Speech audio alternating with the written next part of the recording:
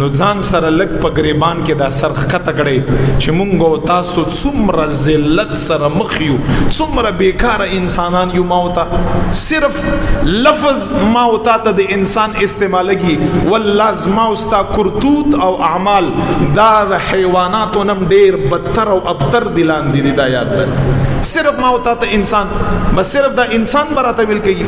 خوراک خو حیوانم کا، سکاک خو حیوانم کا، بچی حیوانم پیدا کی، شپې او ورځې خوب حیوانم کا.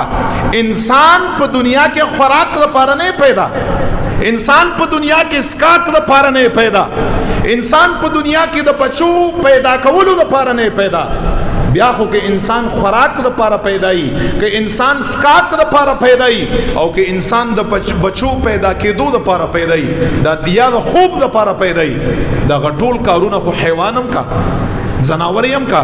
بیا ما استاو انسان او حیوان او زناور کې بیا څه فرق دی؟ نه، دا د دې خبرې دلیل دی چې انسان کوم مقصد د لپاره پیدا دی، هغه د انسانیت.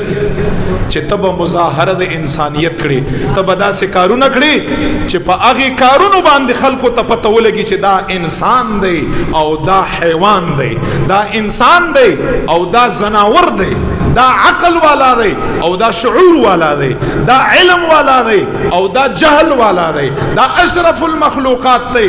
خلقو ته دا پته ولګي انسان دی مقصد د پاره په دنیا کې پیدا دی، نه دی د پاره چې بل انسان تترنه تکلیفي، نه دی د پاره چې بل انسان قتل کا، دا غي تذلیل کا، هغه تکنزلی وکا، هغه مصیبت کې اختا کا، تکلیف کې اختا کا. قسم په خدای چې دغه انسان قیامت پورز باندې مرسوا دی، او په دنیا کې او په قبر کې نعوذ بالله دا انسان رسوا او شرمنده دی.